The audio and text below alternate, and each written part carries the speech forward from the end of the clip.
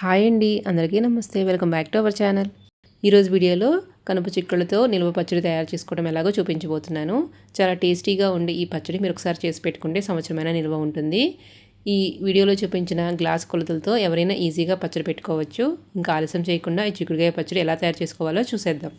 ముందుగా ఈ పచ్చడి తయారు చేసుకోవడం కోసం ముదిరిన ఇలాంటి కనుపు చిక్కులను తీసుకొని వీటిని శుభ్రంగా 2 సార్లు వాష్ చేసుకొని ఒక క్లాత్ మీద ఆరబెట్టుకోవాలి, లేదా క్లాత్తో శుభ్రంగా తుడుచుకోవాలి. పచ్చడి చేసుకునే ముందు చిక్కుడుకాయలు అసలు తడి లేకుండా చూసుకోవాలి. ముదిరిన చిక్కుడు అయితే చాలా బాగుంటుంది. మీకు ఈ కొలతని గ్లాస్తో చూపిస్తాను కదా, ఈ గ్లాస్తో 4 గ్లాసులు చిక్కుళ్ళు అయ్యాయి నాకు. ఇప్పుడు ఈ ఫ్రై చేసుకోవడం కోసం స్టవ్ మీద కడాయి పెట్టుకుని దానిలో ఒక 1/2 kg ఆయిల్ వేసుకొని ఆయిల్ బాగా హీట్ అయిన తర్వాత ఆయిల్కి సరిపడిన చిక్కులు వేసుకొని వీటిని నిదానంగా ఫ్రై చేసుకోవాలి.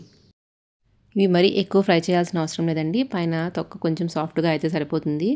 మరీ ఎక్కువగా వేయించేసుకున్నా కానీ గింజలు బాగా గట్టిగా అయిపోతాయి. ఇలా చిక్కుడుకాయల్ని ఫ్రై చేసుకున్న తర్వాత వీటిని తీసుకొని వేరొక ప్లేట్లోకి ట్రాన్స్ఫర్ చేసుకోవాలి. ఇలాగే మిగిలిన చిక్కుడుకాయలను కూడా ఫ్రై చేసుకోవాలి.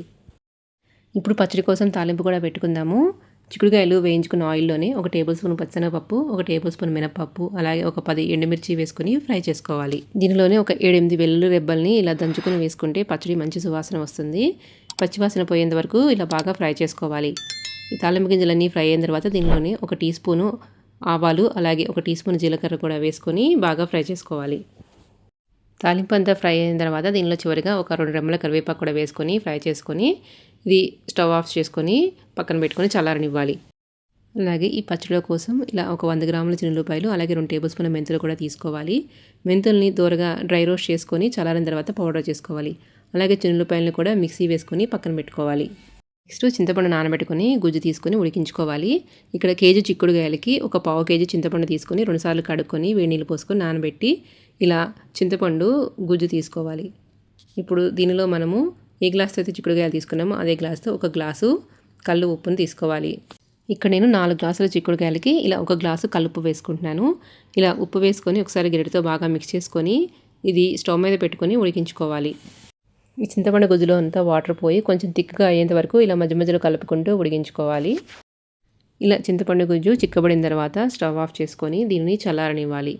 మనం వేయించుకున్న చిక్కుడుకాయలు, చింతపండు గుజ్జు ఇలా అన్నీ చల్లారిన తర్వాత పచ్చడి కలుపుకోవాలి.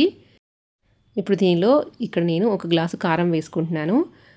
4 గ్లాసుల చిక్కుడుకాయలకి 1 గ్లాసు కారము, 1 గ్లాసు ఉప్పు వేసుకున్నాను.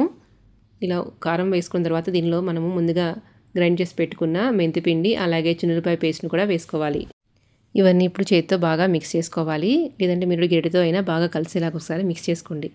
ఇలా అంతా బాగా మిక్స్ చేసుకున్న తర్వాత మనం ముందుగా ఫ్రై చేసి పెట్టుకున్న చిక్కుడుకాయలను కూడా వేసుకొని బాగా కలుపుకోవాలి.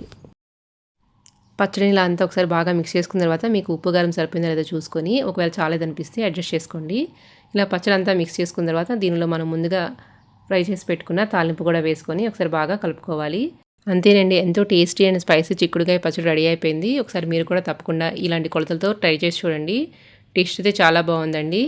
మీకు ఈ వీడియో నచ్చినట్టయితే లైక్ చేయండి. అలాగే ఇలాంటి మరిన్ని రెసిపీ అప్డేట్స్ నోటిఫికేషన్ మీకు రావాలంటే మన ఛానల్ సబ్స్క్రైబ్ చేసుకోండి. అలాగే మీ ఫ్రెండ్స్కి కూడా షేర్ చేయండి. Thank you for watching.